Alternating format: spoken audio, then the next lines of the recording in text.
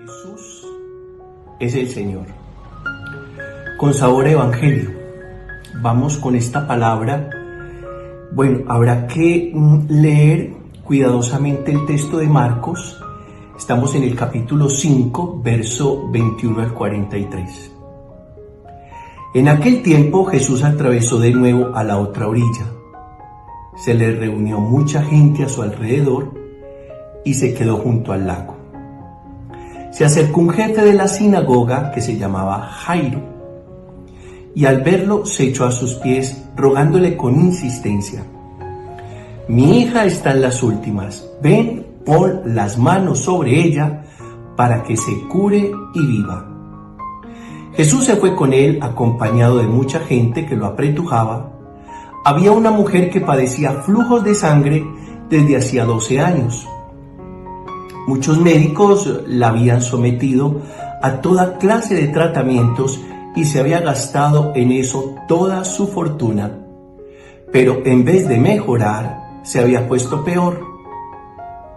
Oyó hablar de Jesús y acercándose por detrás entre la gente, le tocó el manto, pensando que con solo tocarle el vestido curaría. Inmediatamente se secó la fuente de sus hemorragias y notó que su cuerpo estaba curado. Jesús, notando que había salido fuerza de él, se volvió enseguida en medio de la gente preguntando: ¿quién me ha tocado el manto? Los discípulos le contestaron: ¿ves cómo te apretuja la gente y preguntas quién me ha tocado? Él seguía mirando alrededor para ver quién había sido. La mujer se acercó asustada y temblorosa al comprender lo que había pasado. Se le echó a sus pies y le confesó todo. Él le dijo: hija, tu fe te ha curado. Vete en paz y con salud. Todavía estaba hablando cuando llegaron de casa del jefe de la sinagoga para decirle: tu hija se ha muerto. ¿Para qué molestar más al maestro? Jesús alcanzó a oír lo que hablaban y le dijo al jefe de la sinagoga: no temas, basta que tengas fe. No permitió que lo acompañara nadie más que Pedro, Santiago y Juan, el hermano de Santiago. Llegaron a casa del jefe de la sinagoga y encontró el alboroto de los que lloraban y se lamentaban a gritos. Entró y les dijo: ¿qué estrépito y qué lloro son estos? La niña no está muerta, está dormida. Se reían de él. Pero él los echó fuera a todos y con el padre y la madre de la niña y sus acompañantes entró donde estaba la niña, la cogió de la mano y le dijo: Talita Kumi, que significa contigo hablo niña, levántate. La niña se puso en pie inmediatamente y echó a andar. Tenía 12 años y se quedaron viendo visiones. Les insistió en que nadie se enterase y les dijo que le dieran de comer a la niña. Muy bien, este es el texto donde se cruzan dos obras prodigiosas de Jesús el Maestro. Una obra, la de la sanación, y la otra, la de la resurrección. Encontramos en la Biblia la obra poderosa de Dios a través de Jesús, que es Señor de la vida y que le devuelve la vida a la hija de Jairo, al hijo de la viuda de Naín y a su amigo Lázaro. Encontramos también en el libro de la sabiduría, estamos en el capítulo 1 y dice el texto que Dios creó al hombre para la inmortalidad. Más adelante va a decir: la muerte entró en el mundo por envidia del mal y los de su partido pasarán por ella. Pues tenemos que decir con toda razón, en el primer punto de reflexión de este domingo, que Dios creó al hombre para la inmortalidad. Y lo hizo a su imagen y semejanza de su propio ser. Esto significa que Dios no creó la muerte. Que la muerte no es una criatura de Dios. Que la muerte es ausencia de la vida. No estamos negando el hecho de la muerte. Lo que estamos diciendo es que Dios no creó al hombre y a la mujer para la fatalidad ni para la destrucción definitiva. Cuando en el texto alegórico del Génesis escuchamos que Dios creó al hombre a su imagen y semejanza, estamos comprendiendo que el hombre tiene el sello de Dios, y el sello de Dios es eternidad. Dios es eterno y nosotros gozamos de esa característica divina. También fuimos creados para la eternidad. Por eso, cuando muere alguien, habrá que decir simple y llanamente que se transformó. Y que se transformó como se transforma la oruga en crisálida y la crisálida en mariposa. En otras palabras, no podemos hablar del ser humano en pasado. La muerte no aniquila al ser humano, sino que le permite la transformación, porque el ser humano fue creado para ser eterno. Así que la muerte es simplemente una puerta que se abre, atravesamos esa puerta y al atravesar esa puerta nos transformamos y seguimos siendo. No dejamos de ser. Jesús, el primero que resucita. Y por supuesto, vence la muerte. Y claro está, Jesús, con su muerte y su resurrección, sigue siendo Jesús. Sigue siendo el Señor. Sigue siendo el Maestro de maestros.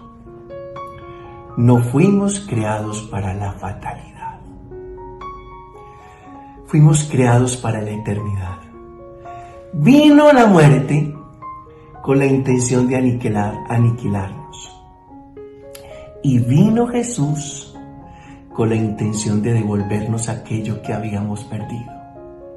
La eternidad. Esa connotación maravillosa de ser eternos. La muerte no existe. Pues para mí es transformación, para ti también, porque tú eres cristiano. Para mí es mudanza, para ti también, porque tú y yo somos cristianos. Entonces nos transformamos, nos mudamos de habitación. También pudiéramos decir que regresamos a casa, volvemos al hogar. No es que dejemos el hogar, sino que volvemos al hogar. Fuimos creados para siempre. El segundo punto de reflexión, pues hay unos interrogantes. Primer interrogante. ¿Acaso pedimos venir? No pedimos venir. Segundo interrogante. ¿Acaso sabemos vivir? Un segundo interrogante. Tercer interrogante. ¿Acaso queremos morir? Fíjate en esto. No pedimos venir a este mundo. Es una obra, un regalo del Dios de la vida, que nos participa de la existencia, que nos pone en este plano, por supuesto, Más adelante lo veremos con un propósito, con una misión, con una tarea. El problema además es que no sabemos vivir. Y por eso tenemos que decirle al Señor, enséñanos a calcular nuestros años para que adquiramos un corazón sensato. Y al calcular nuestros años, pues nos damos cuenta que no nos quedaremos todo el tiempo, toda la vida en este plano espacial y temporal. No nos quedaremos. Entonces enséñanos a calcular nuestros años para aprender a vivir, para hacerle el acento a lo que realmente es importante, para no distraernos con lo trivial, secundario o quizás con aquello que nos hace tanto daño y con lo que muchas veces le hacemos tanto daño a los demás. No sabemos vivir y no queremos morir. Y son muchas las expresiones humanas que hablan de nuestro no querer morir. Por ejemplo, esa búsqueda insaciable de juventud, ese deseo inmenso de no envejecer, de no querer aparentar ser viejos. Y en fin, muchas otras cosas. Le tenemos miedo a la muerte. Otro interrogante, ¿cómo domesticar la muerte? ¿Acaso podemos civilizar la muerte? Yo creo que solo desde el espíritu y solo desde el amor somos capaces de domesticar y de civilizar la muerte. Primero domesticarla, es decir, volverla de casa. San Francisco de Asís la domesticó. Le decía hermana muerte. Cuando hablamos de domesticar, es crear unos lazos, como dice Antoine Exupéry en El Principito. Domesticar es crear lazos y es crear unos lazos para que la muerte no sea ni foránea, ni extraña, ni intrusa, ni amenazadora, ni lejana, sino que sea de la casa. Cuando hablamos de domo, de casa, domesticar, es que ella sea casera, sea pariente y hermana nuestra. Y cuando decimos civilizar la muerte, estamos diciendo no hacer tanto espaviento frente a la muerte, no dejar que la muerte nos escandalice. ¿Por qué? Porque muerte y vida van de la mano. Mientras vamos viviendo, vamos muriendo. Es una dinámica muy hermosa.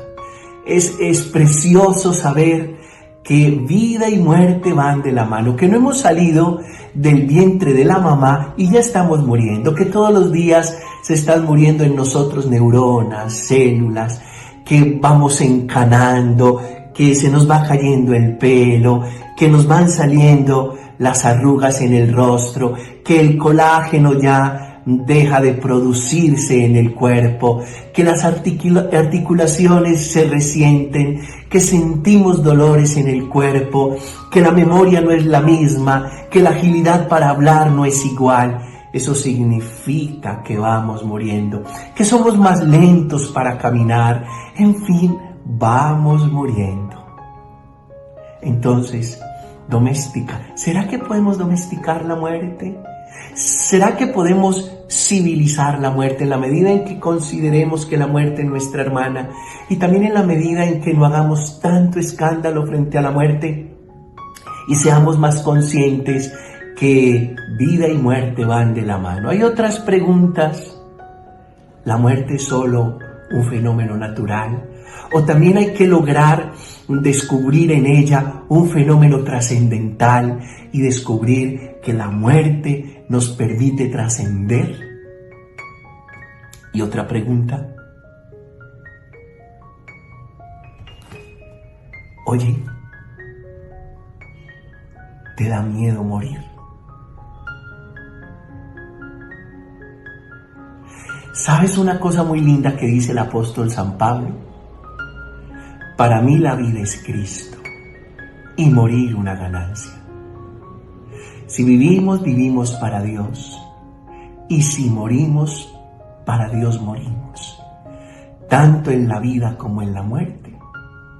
somos del Señor. Tercer punto de reflexión.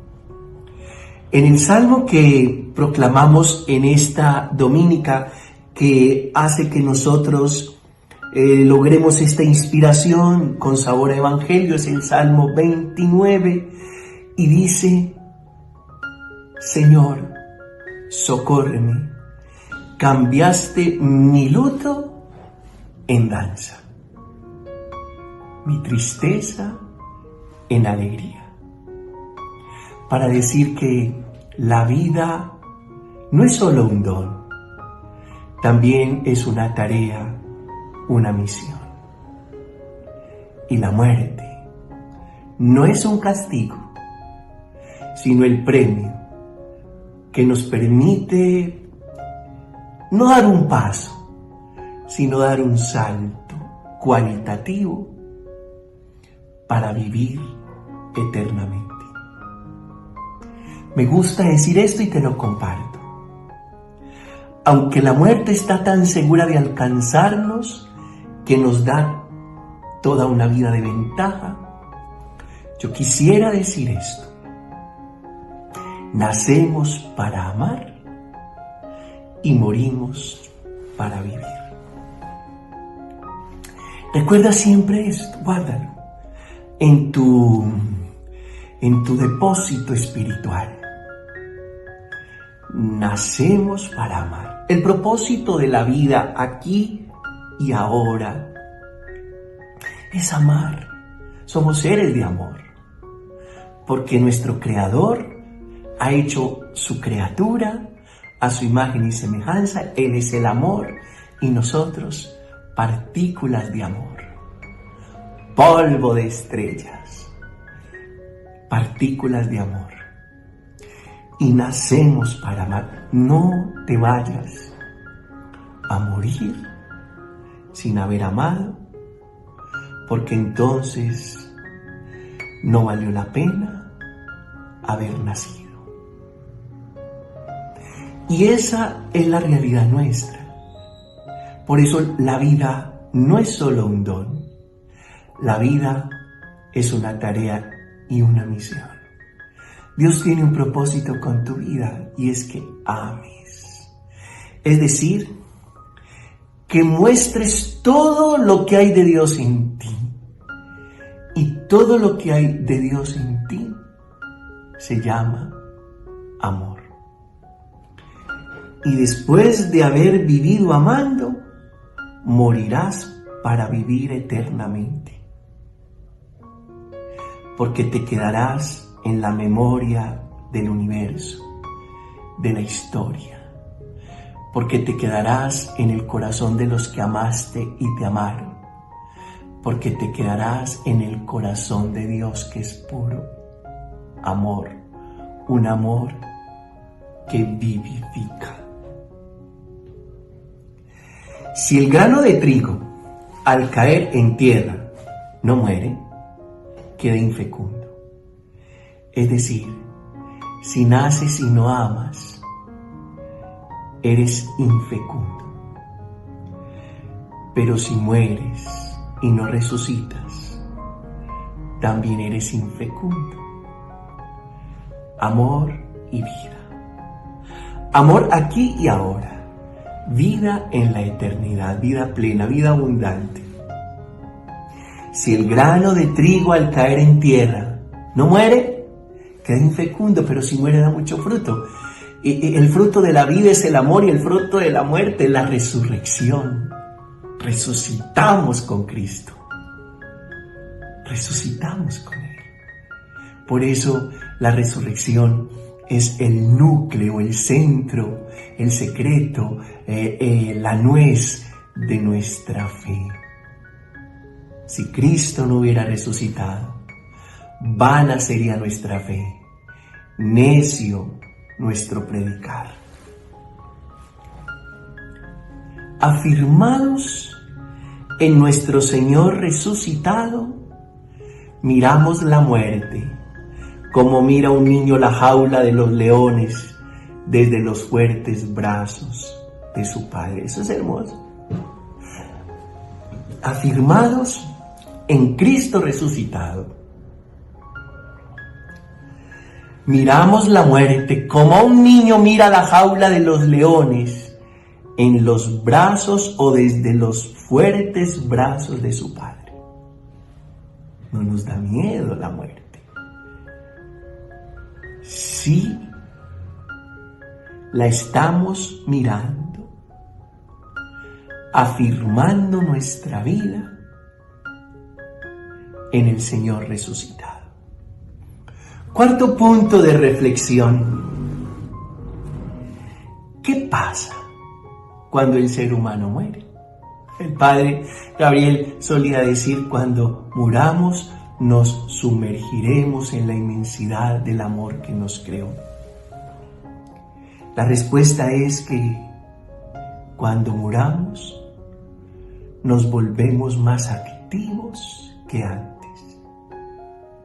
Nos volvemos más importantes que antes. Nos volvemos más grandes que antes. Mis padres ya murieron y han resucitado con Cristo. Y antes eran grandes y ahora son gigantes.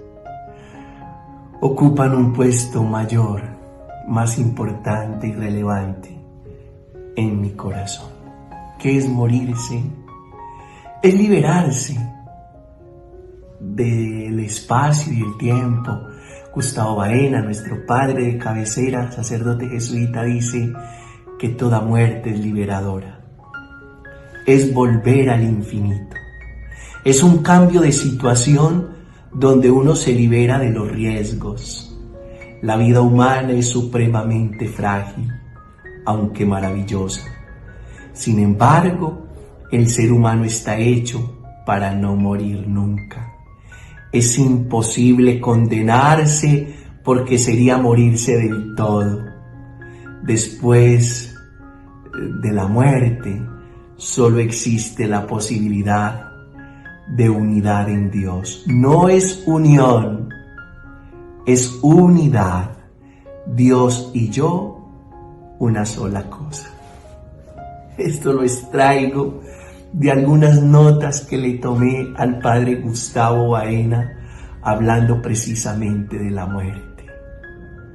Es imposible condenarse porque sería morirse del todo. Y nosotros fuimos creados para siempre. Precioso.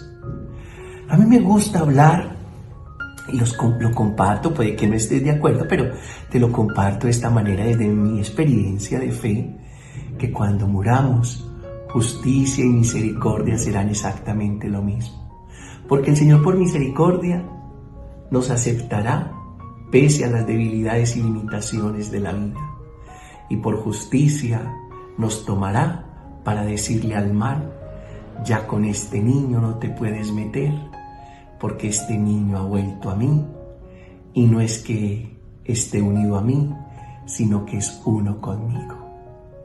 Entonces misericordia y justicia terminan siendo en Dios exactamente lo mismo. Tal vez cuando yo muera, Dios le dirá a la soberbia, a la prepotencia, a la arrogancia, a los excesos, a las fiebres de Pedro,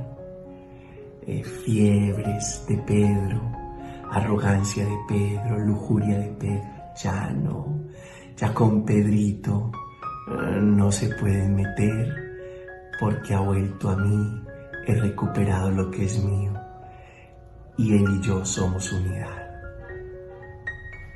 Bueno, te comparto eso con lo que me gusta soñar, porque mi gran sueño es mi gran esperanza, y mi gran esperanza es no morir jamás, porque después de cruzar el umbral de la muerte, seguiré siendo Pedro y viviendo en unidad con mi Dios. Quinto punto de reflexión. Tal vez preguntes: ¿qué es lo que nos toca hacer de muertos? nos liberamos de riesgos. La existencia nuestra ya no peligra. Es tan segura como la del mismo Dios. ¿Y entonces qué hacemos? Pues lo mismo que hace Dios. Y Dios solo tiene un oficio: crear e ir acompañando lo que crea y transformando su obra creada. Entonces, cuando muramos en unidad con Dios, crearemos, acompañaremos la obra creada y transformaremos esas cosas creadas. Tan bonito decirlo de esta manera: cuando yo muera, entonces veré como Dios ve, sabré como Dios sabe y estaré donde Dios está. También haré lo que Dios hace. ¿Y qué hace Dios? Crear y acompañar su creación. Y yo con Él haré exactamente lo mismo. Entonces, que ni me digan que descanse en paz, sino que trabaje en unidad con Dios en paz. Nosotros los sacerdotes en el ritual ezequial decimos: concédele, Señor, el descanso eterno. Bueno, a mí me gusta decir: concédele, Señor, el trabajo eterno, porque contigo en unidad trabajará lo que tú trabajas. Trabajaré lo que tú trabajas, mi Dios. Sexto punto de reflexión. La vida humana se llama generosidad, fruto del amor maduro. Es preciso que vivamos intensamente y que amemos el mundo y lo que nos rodea, que asumamos intensamente este riesgo de vivir, construir una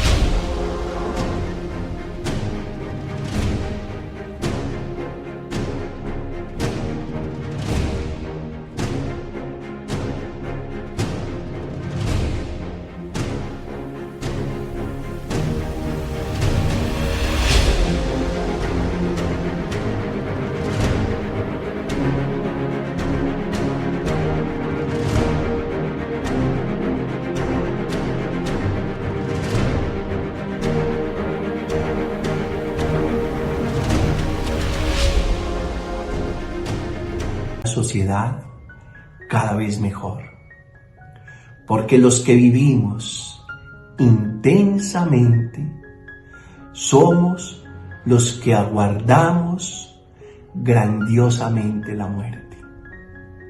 Digamos, como Jesús, me encanta vivir y espero morir para resucitar y vivir eternamente. Porque quien no sirve para vivir, mucho menos para morir. Se requiere decisión en la una y en la otra. Si de verdad queremos hacerlo todo como humanos y no pasarlo o padecerlo como antes, impersonales. Entonces, si queremos vivir como humanos, entonces sepamos vivir para que esperemos grandiosamente el momento de morir, de transformarnos, de mudarnos, de regresar a casa. Punto 7.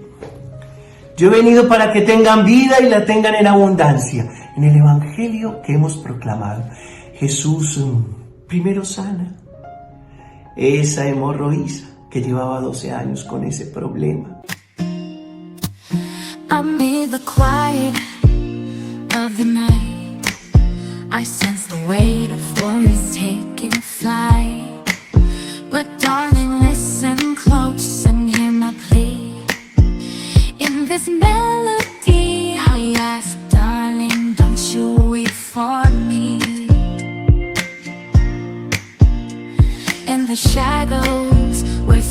reside. I find solace in the love you provide. With every step you ease my pain. In your embrace I found shelter from the rain. Darling, don't cry, don't shed a tear, for I'll be your fortress, I'll always be near. Though storms may rage and oceans may roar, I'll stand by your side. Con esa enfermedad que la aisló seguramente de su pareja, de su ambiente social y familiar, que le generaba eso vergüenza, que los demás se atrevían a llamarla impura. Jesús la sana, le da vida, le da vida. Y luego a la hija de Jairo, también, la niña no está muerta, la niña está dormida. Jesús es vida, Jesús es vida. Yo te invito a que cada vez más disfrutes de la persona de Jesús, del mensaje de Jesús, del Evangelio, de la vida de Jesús, porque los que creemos en Él, aunque muramos, viviremos. Jesús le dijo a Marta: yo soy la resurrección y la vida, el que cree en mí aunque muera vivirá, y todo el que vive y cree en mí no lo morirá jamás. Esto es Con Sabor a Evangelio. Que Dios te bendiga. Me gusta mucho hacer parte de tu familia y me gusta mucho que tú seas parte de mi familia. ¿Quién es mi madre? ¿Quiénes son mis hermanos? Los que escuchan la palabra de Dios y la cumplen. Felicidades, bendiciones.